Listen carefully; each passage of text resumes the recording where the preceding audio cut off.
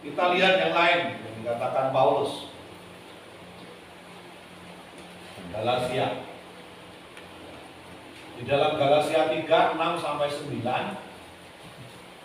Jadi bagaimana sekarang, apakah ia yang menganugerahkan roh kepada kamu dengan berlimpah-limpah dan yang melakukan mujizat di antara kamu berbuat demikian karena kamu melakukan hukum Taurat atau karena kamu percaya kepada pemberitaan Injil? Nah, secara itu jugalah Abraham percaya kepada Allah, maka Allah memperhitungkan hal itu kepadanya sebagai kebenaran. Jadi Taurat Abraham belum kenal, ya loh. Pemberitaan Nabi belum pernah benar juga, tapi dia percaya kepada Tuhan. Jadi kamu lihat bahwa mereka yang hidup dari iman, mereka itulah anak-anak Abraham.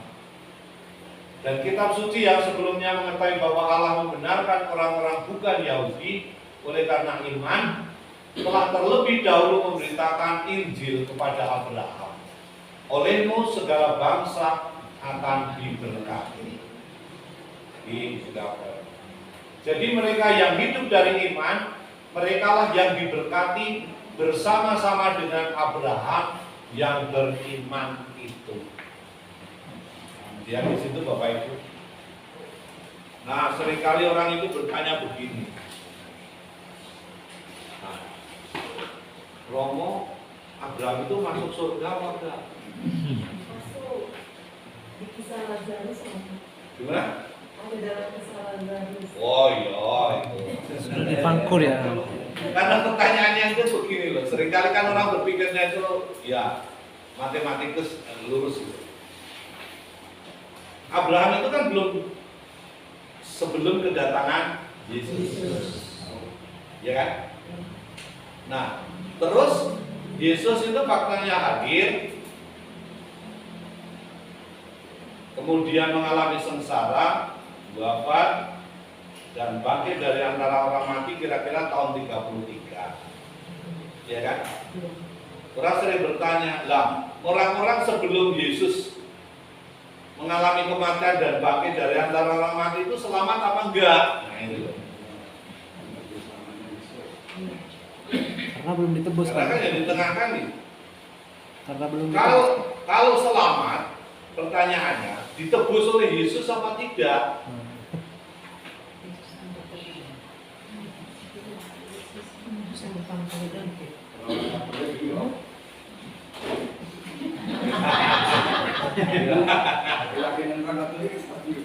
Itu kan sama pertanyaannya ketika berhadapan dengan Bunda Maria.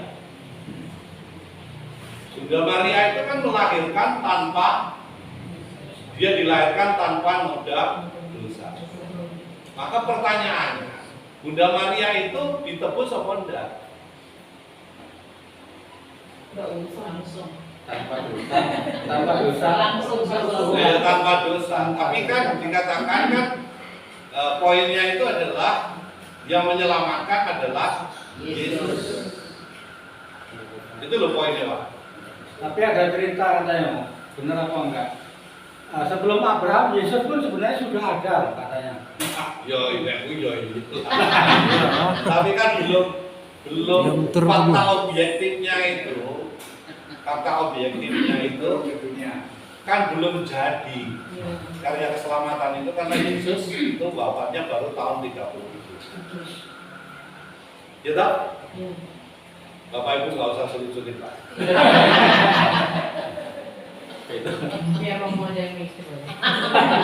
Biar Romo aja yang mikir. Karena orang itu sering begini, memahami keselamatan itu kan ini terjadi terus kedepannya tidak selamat.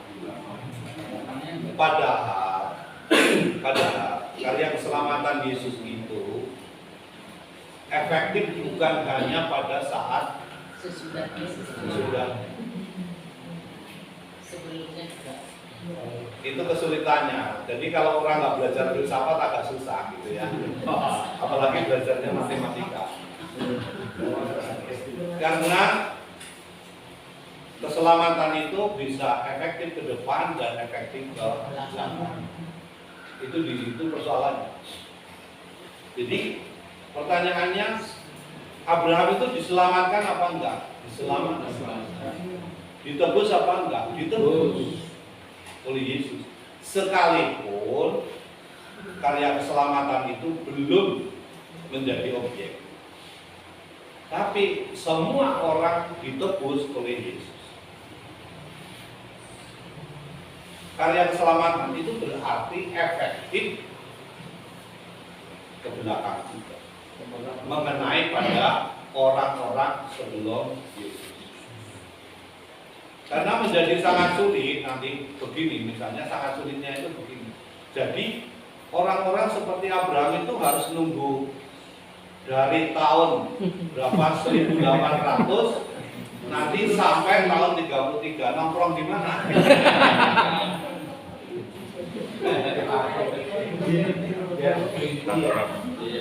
Nah, terus si Adam di mana, Pak? Nah, inilah yang disebut dengan keselamatan pra-eksistensi. Pra-eksistensi. Gimana nih? Itu berarti sebelum secara objektif hadir itu sudah mengenal. Tadi kaitannya dengan iman, kaitannya dengan kebenaran. Tapi memang diperkuat memang mengatakan tadi yakin dia tetap di surga karena apa namanya diperkuat dengan perbuatan adanya orang kaya dengan orang miskin. Saat itu kan dia memampu orang yang miskin waktu dia meminta yang kaya itu Menyelamatkan. air. Ya. Satu apa namanya itu bahwa betul-betul adalah gimana tadi menantinya ya di surga. Ya, itu mengenai cerita mengenai Lazarus. Nanti karena memang kita memikirkan kadang-kadang memikirkan sulit itu berkaitan dengan bagaimana Maria hadir tanpa noda itu. Tapi kalau orang belajar filsafat memang nggak akan menjadi tahu gampang menerangkannya karena yang sekarang ini itu kan mengandung yang lalu dan yang sekarang ini mengandung masa depan. Nah kita ini kan kadang-kadang melihatnya hanya lurus saja ke depan, tapi tidak tahu bahwa yang sekarang ini dibangun berdasarkan masa lalu. Maka ya Pak Soekarno itu beda jas merah itu. Jangan lupa sejarah. Teman saya kan ada Romo. Itu yang cerita Bapak tadi Abraham memangku Lazarus itu kan. Nah itu kan diceritakan di dalam kitab tuh.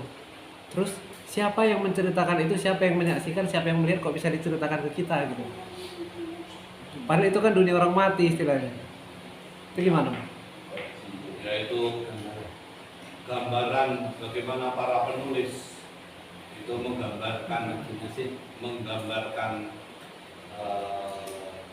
kisah-kisah itu berdasarkan iman mereka. Pertanyaannya apakah misalnya Lukas itu melihat itu? Menurut saya juga.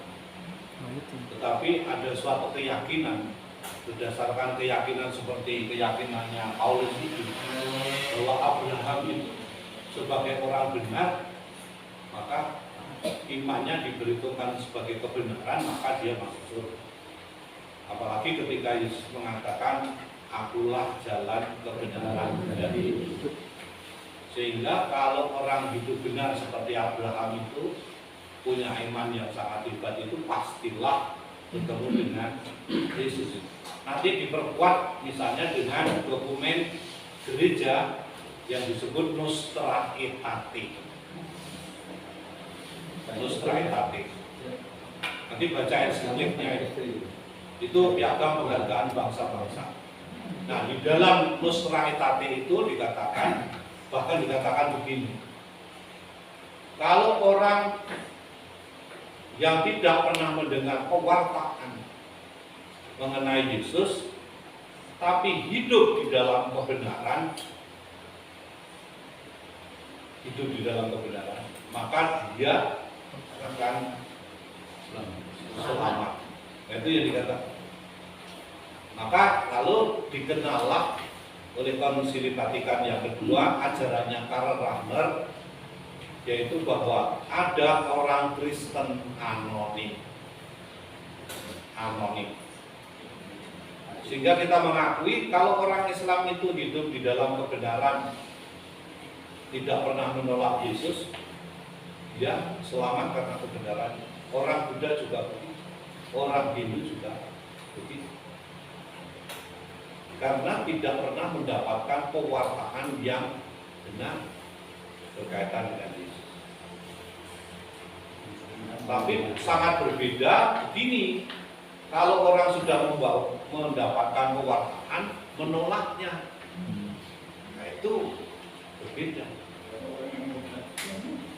Tapi oke lah Mas, contohnya itu masalah keyakinan dan keimanan. Cuman kan di situ begitu detail diceritakan sampai orang kaya itu menyuruh kasih taulah keluargaku nanti bahwa seperti ini. Kemudian dijelaskan juga seperti kisah Yesus lah, udah bangkit dari orang mati, mereka nggak akan percaya juga walaupun seperti Yesus sendiri yang menyampaikan. Kemudian ada juga kalau salah di buku Ruah Mau di beberapa hari yang lalu, beberapa bulan yang lalu ibadahnya, bahwa ada juga di kisah para rasul kalau nggak salah, itu dia melihat dengan penglihatannya orang tua-tua menyembah Allah seperti itu ya, ada kerajaan Allah itu kan oke, ada penglihatan. Tapi kalau yang tadi cerita Abraham itu kan nggak ada seperti itu mau gitu. Itu kok bisa detail gitu orang kaya sampai gitu dong. Itu kan sebenarnya mau menerangkan apa sebenarnya isinya kaitannya dengan kebangkitan orang mati dari Abraham. Jadi kebangkitan orang mati itu disangkut pautkan dengan hal yang sangat nyata. Nanti misalnya Matius 25 bukan kesalahan juga. Yesus kan mengatakan, apa yang kamu buat terhadap saudaraku, kau buat terhadap Naib, ya seperti itu. Lukas juga saya kira kesana. Bukan berarti bahwa misalnya Lukas atau Matius itu pernah langsung melihat bahwa ada penglihatan itu kadang-kadang juga bisa mungkin, tetapi tidak semua begitu wahyunya bisa semua begitu. Ada macam-macam cerita nanti Mas, apalagi kalau kita baca kitab apokrif ya, kitab yang tidak diakui oleh gereja itu misalnya, nanti di Injil Barnabas itu malah lucu-lucu. Misalnya Yesus itu sejak kecil itu legendanya itu sudah pintar main buat burung. Itu dari tanah liat nanti terus bisa banyak cerita gitu. Tapi kan cerita-cerita dalam masyarakat dari yang macam itu kira-kira cocok nggak sih untuk menerangkan mengenai soal misalnya kebangkitan